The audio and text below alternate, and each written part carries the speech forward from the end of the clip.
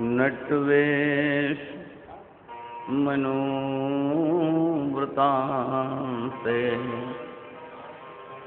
विन्यस्तहस्तमितरेण धुनानमोजम्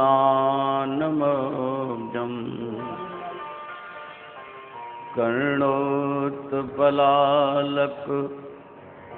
कपोलमुखाब्जहासम्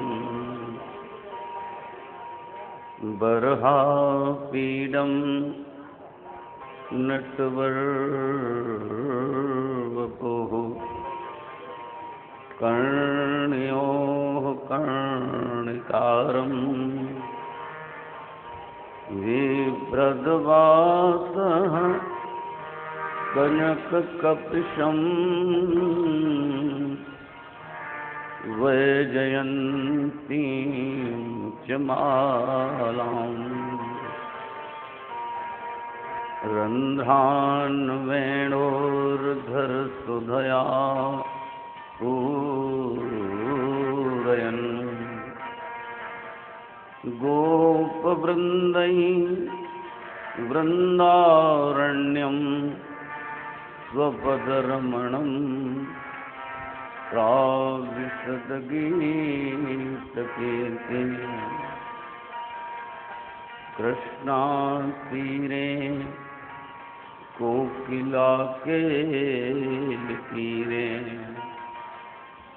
गुञ्जापुञ्जे देवपुष्पादिपुञ्जे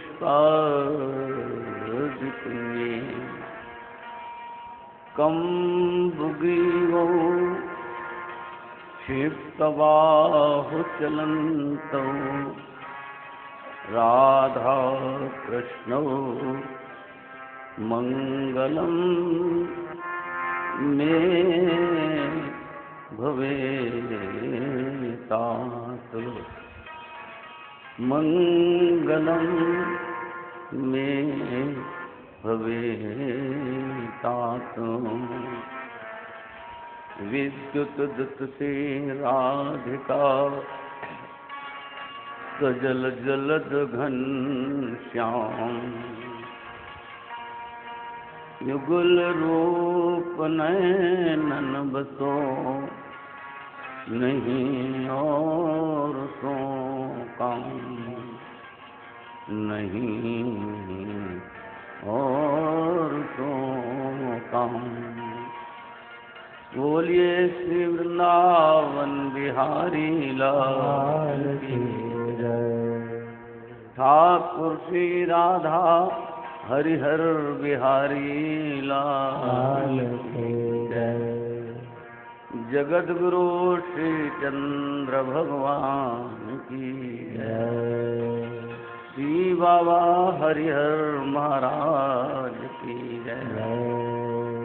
श्री सतगुरुदेव भगवान की जय। सर्व संत समाज की जय। सर्व हरिभक्तन की जय। श्री हनुमंत लाल की जय। श्री यमुना मैया की जय। जय जय श्री राधे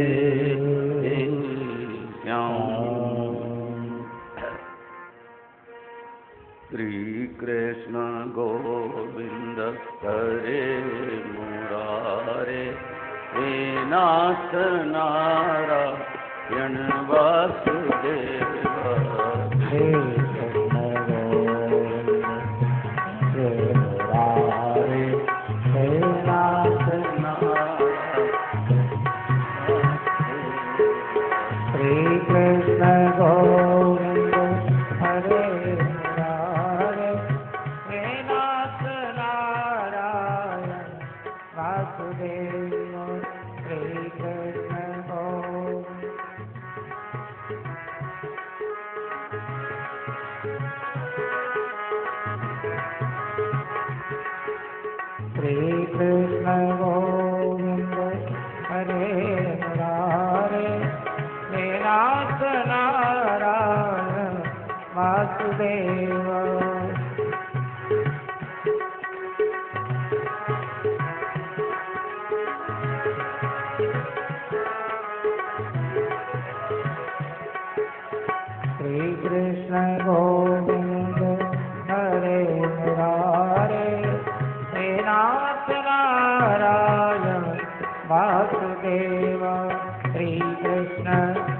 बांसुरी बजा करके क्या हो।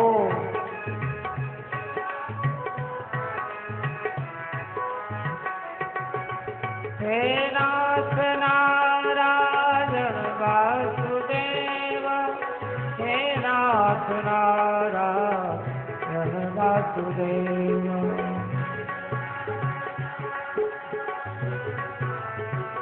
जय हो।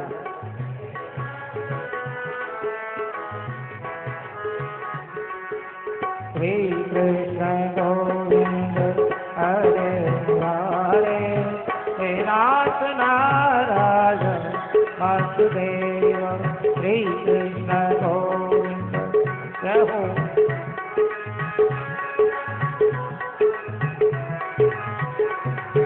श्री कृष्ण गोविंद हरे हरे, हे नाथ नारायण वासुदेव जय हो।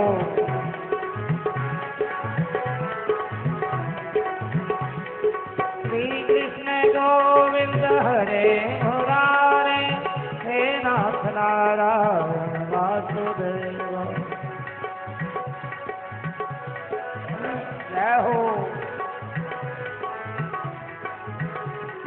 श्री कृष्ण गोविंद हरे मुरारे, हे नाथ नारायण वासुदेव। श्री कृष्ण गोविंद जय हो। हे नाथ नारायण वासुदेव, हे नाथ नारायण वासुदेव, हे नाथ नारायण वासुदेव। जय जय श्री राम श्याम। भक्त वांछा कल्पतरु अखिल रसामृत सिंधु अनंत कोटि ब्रह्मांडाय परात्पर परिपूर्णतम परम प्रभु परमात्मा ठाकुर श्री राधा हरिहर बिहारी लाल जी के परम अनुग्रह से उदासीनाचार्य जगत गुरु श्री चंद्र भगवान जी के परम कृपा कटाक्ष से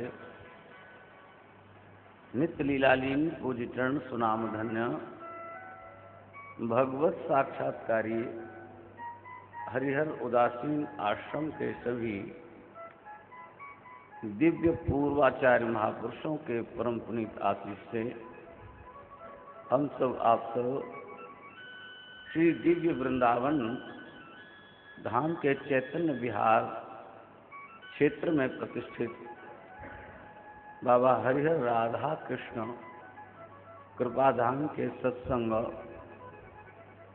सभागार में बैठकर ठाकुर श्री राधा हरिहर बिहारी लाल जी के तृतीय वार्षिक महोत्सव के उपलक्ष्य पर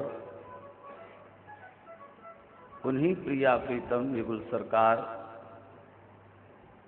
सर्व के सर्वस्व स्वामी श्री राधा कृष्ण भगवान का श्रीमद् भागवत कथा के रूप में उन्हीं का लीला चरित्र श्रवण कर रहे हैं। उन्हीं के परम भागवत भक्तों का यशोगान, जिसके माध्यम से परम प्रभु परमात्मा ने इस धराधाम पर नराकृत रूप में अवतार लिया, उन्हीं भगवान का हम लोग श्रेय श्रवण कर रहे हैं। आज इस श्रीमद् भागवत कथा का 8वां दिन है और अष्टम दिवस का ये मध्याह्नकालीन वेला का सत्र प्रारंभ हो रहा है। प्रातःकालीन सत्र में आप सबने भगवान कृष्ण मथुरा से द्वारिका चले गए और द्वारिका में जाकर के भगवान ने 1108 अपने विवाह संपन्न किए। उसके बाद अपना जो गृहस्थ जीवन है उसको जीवन यापन करना प्रारंभ किया। श्री सुखदेव भगवान राजा परीक्षित के ये कहने पर कि प्रभु आप जो भगवान का ये कथामृत लीला चरित्र हमें श्रवण करा रहे हैं, इससे मेरा मन बहुत ही प्रसन्न है प्रभु। और भी आप ऐसी दिव्य कथाएं मुझे सुनाइए जिसमें भगवान श्री कृष्ण ने अपने भगवत भक्तों के साथ कैसी कैसी प्रेममयी सख्य भाव की लीलाएं की। इस प्रश्न को सुनकर सुखदेव जी महाराज बड़े आनंदित हुए, बड़े प्रसन्न हुए। कहने लगे, परीक्षित महाराज, आपने बहुत अच्छा प्रश्न अथवा एक अपनी जिज्ञासा प्रकट की है। मैं तुम्हें भगवान का एक दिव्य चरित्र सुनवाता हूँ। जब भगवान श्री कृष्ण शिक्षा अध्ययन करने के लिए उज्जैन में सांदीपन गुरु के यहाँ जब गए और जब उनकी विद्या संपन्न हुई, पूरी हो गई, जब वह अपने मथुरा के लिए जब भगवान वापस आने लगे, वहीं गुरु जी के विद्यालय में उनके मित्र सुदामा से मित्रता हुई। तब भगवान कृष्ण ने कहा कि मित्र, अब मैं अपने देश जा रहा हूँ मथुरा, और आप अपने देश जा रहे हैं। हम दोनों की शिक्षा पूर्ण हुई, समय आने पर फिर हम सब लोग मिलेंगे। और इस प्रकार से श्री सुखदेव भगवान कहते हैं, राजन, भगवान उसके बाद मथुरा से द्वारिका चले गए। वहीं उन्होंने 1108 विवाह किए, 16,108 विवाह किए, और वहीं पर उनका मित्र सुदामा था।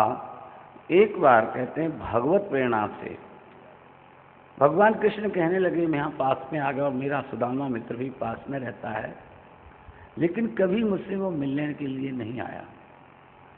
और आप देखते हैं कभी कभी हमें बाल सखा जो हमारे मित्र साथ साथ पढ़ते रहे हैं, उनका कभी न कभी स्मरण हमें अवश्य आता है।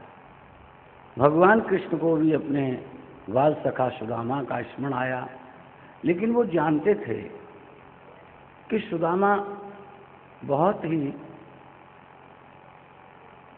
निष्ठ ब्राह्मण हैं, ब्रह्मनिष्ठ ब्राह्मण हैं, जितेंद्रिय हैं और निरंतर अपनी साधना में रहने वाले हैं, वेदों के विद्वान हैं सुदामा जी, और उनके मन में किसी भी प्रकार की कोई कामना नहीं है, निष्काम है।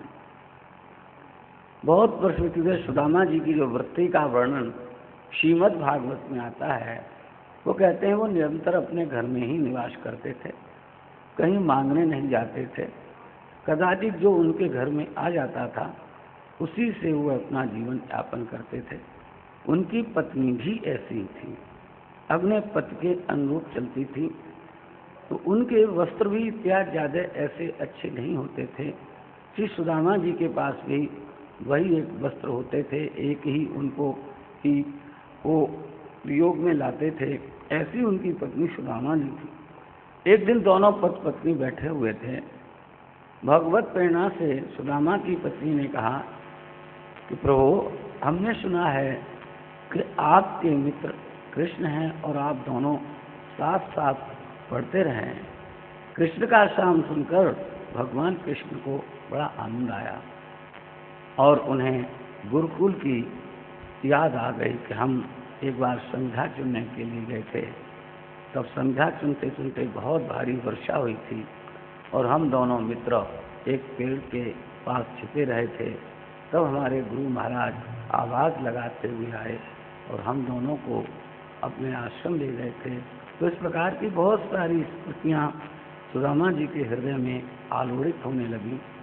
यहाँ आपने सही कहा, और हमने सुना है हमारे मित्र सुदामा कृष्ण यहीं द्वारिका में हैं और वो बहुत बड़े चक्रवर्ती सम्राट हैं।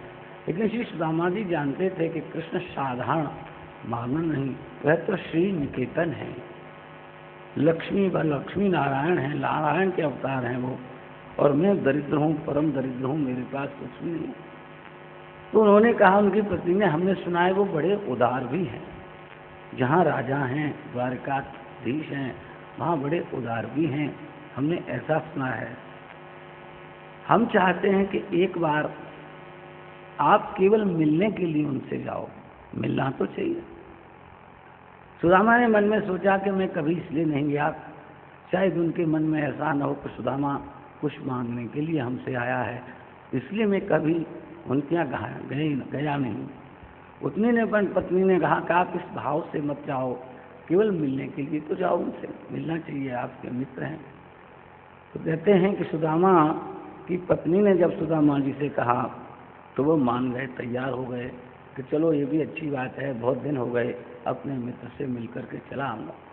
लेकिन सुदामा जी ने कहा कि मैं बहुत दिन बाद जा रहे हूँ और मैं जब जाऊँगा वो तो राजा महाराजा हैं, भेंट के लिए मैं उन्हें क्या दूँगा, कुछ राजा के पास जाओ। ये कुछ नियम बताए गए हैं शास्त्रों में कि आप राजा के पास जाएं तो कुछ भेंट लेकर जरूर जाना चाहिए, गुरुओं के पास जाओ तो भी बोले कुछ भेंट लेकर के जाना चाहिए, खाली हाथ नहीं जाना चाहिए। अरे कुछ नहीं है तो कम से कम आप 2-4 पुष्प ही ले जाओ। तो इस प्रकार से ऐसे कुछ नियम बताए गए। तो सुदामा जी ने कहा अच्छा आपकी बात मैं मान लेता हूँ, आप भेंट के लिए मैं उनके लिए क्या दूंगा।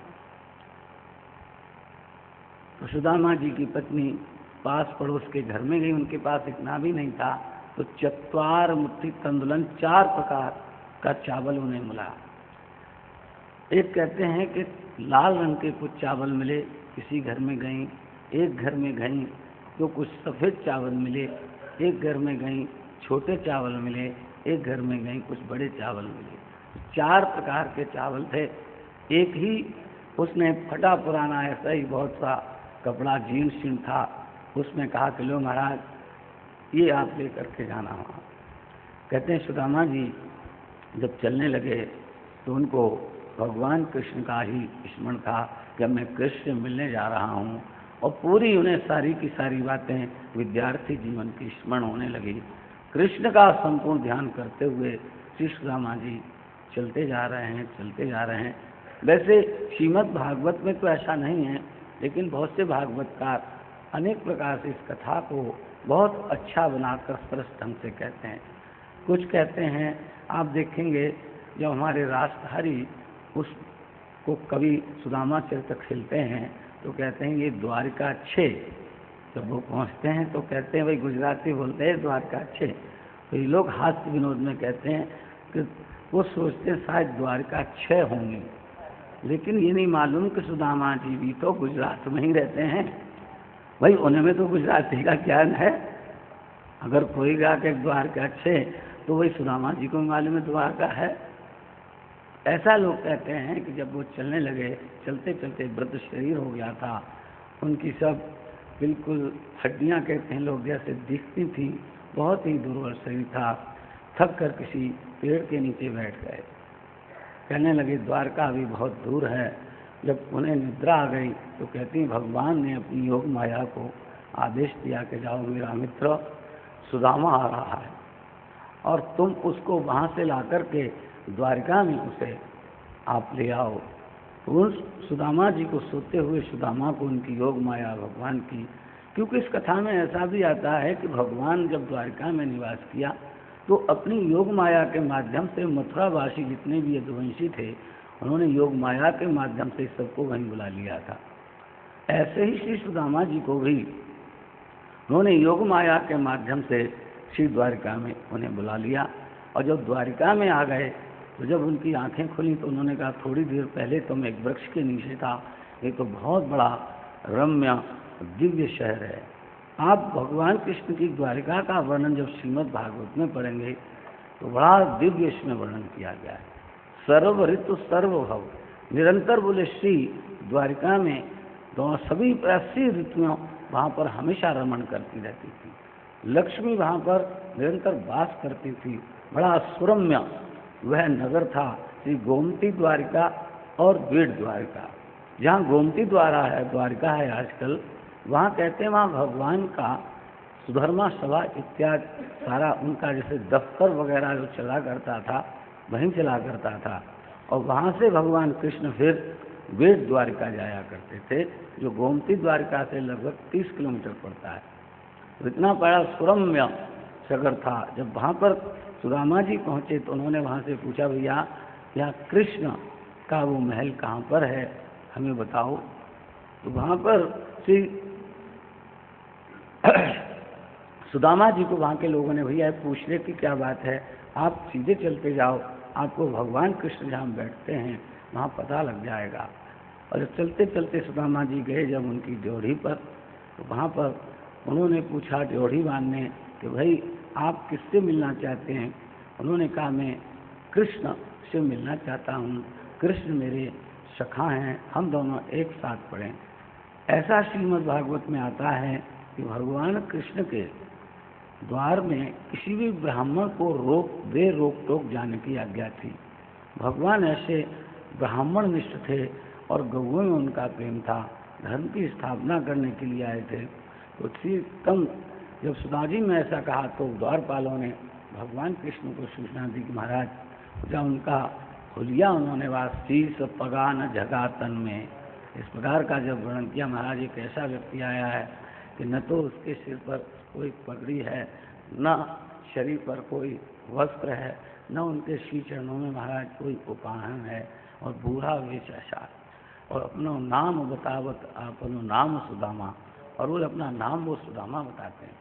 और जैसे ही कृष्ण कहते हैं सुदामा, बोले हाँ महाराज सुनाओ, कहते हैं एकदम भगवान कृष्ण उस अपने सिंहासन से एकदम उठकर दौड़ पड़े, उत्तरी उनका कहीं गिरा, भाव में डूबते हुए एकदम द्वार पर आ गए, और वहां देखा द्वार एकदम अपनी बाहुपाश में श्री सुदामा को कस लिया, और बड़ा भगवान कृष्ण भाव में बेहोर हो गए, उनकी आंखों से अश्रुपात होने लगे। भगवान कृष्ण उन्होंने अपनी सभा का परित्याग कर दिया, जहाँ रुक्मिणी जी का महल था वहाँ गए, और सुदामा जी को जिस पर्यंक पर भगवान स्वयं विश्राम करते थे, लेटते थे, उसी पर्यंक पर श्री सुदामा जी को उन्होंने बिठाया।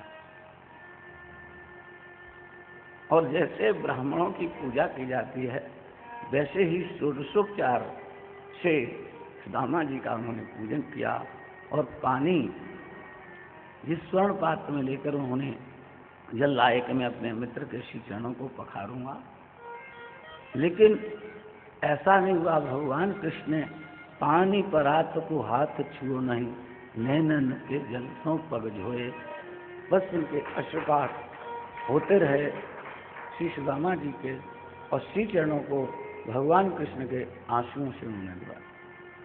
जब उन्होंने उनके कोमल कोमल हस्त श्री सुदामा जी के तलवों के नीचे गए, तो सुदामा जी ने कभी जूते नहीं पहने थे, ऐसे ही चलते थे। उनकी एड़ियाँ फटी हुई थी, विवाइयाँ फटी हुई थी, और कंठ कमार जितने भी कांटे थे, अनेकों कांटे उनके श्री चरणों में लगे हुए थे।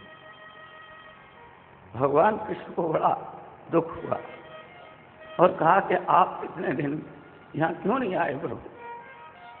अपने हस्त चरण कमलों से उन्होंने भगवान कांटे निकाले सुदामा जी के, और उनके चरणों को उन्होंने पखारा और बहुत उनको प्रेम किया। उसके बाद श्री भगवान कृष्ण का वार्तालाप दोनों जा स्नान वगैरह सुदामा जी को करा।